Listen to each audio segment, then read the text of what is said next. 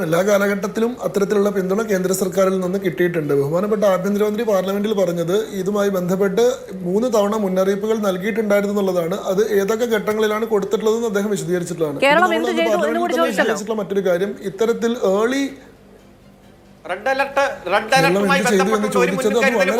സാമാന്യമല്ലാത്ത ഒരു വലിയ ദുരന്തം, ഇത്രയേറെ ആളുകൾ ഒന്നിച്ച് മരിക്കുന്ന ഒരു വലിയ ദുരന്തം, അതുമായി ബന്ധപ്പെട്ട ഒരു മുന്നറിയിപ്പ് ഉണ്ടായിട്ട് അതിന്റെ മേലെ ഒരു നടപടി ഉണ്ടായിട്ടില്ല എന്നുള്ളത് വളരെ ആശങ്കാജനകമാണ്. അത് വളരെ ആർക്കും ക്ഷോഭ ഉണ്ടാക്കുന്ന ഒരു കാര്യമായതുകൊണ്ട് ആ ഘട്ടത്തിൽ ബഹുമാനപ്പെട്ട ജോൺ ബ്രിട്ടാസിന്റെ ഒരു ചോദ്യത്തിന് മറുപടി ആയിട്ടാണ് ബഹുമാനപ്പെട്ട ആഭ്യന്തരമന്ത്രി ആ പ്രസ്താവന നടത്തിയതെന്ന് പറഞ്ഞത്.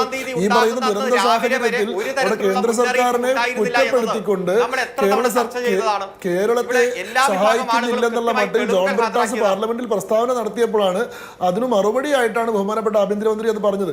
ഇപ്പോഴും നോക്കൂ, ഇതിലെ യഥാർത്ഥ കാതലായിട്ടുള്ള വിഷയത്തിലേക്ക് പോകുമ്പോൾ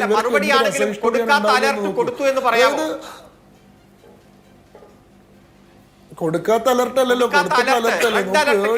ഇത്തരത്തിലുള്ള വാണിജ്യം ചെയ്യാൻ ശേഷിയുള്ള ലോകത്തിലെ ആകെ 4 രാജ്യങ്ങളിലെ ഒരു രാജ്യമാണ് ഇന്ത്യ. നമ്മൾ ആ രീതിയിലുള്ള സയന്റിഫിക് ആയിട്ടുള്ള അഡ്വാൻസ്മെന്റ് കൈവരിച്ചിട്ടുണ്ട്. നമ്മൾ ഒഡീഷയിൽ ഫ്ലഡ് ഉണ്ടാവുന്ന സമയത്ത് ഇത്തരത്തിൽ ഏർലി വാർണിംഗ് കൊടുത്തത് കൊണ്ട് വലിയൊരു ദുരന്തം നമുക്ക് ഒഡീഷയിൽ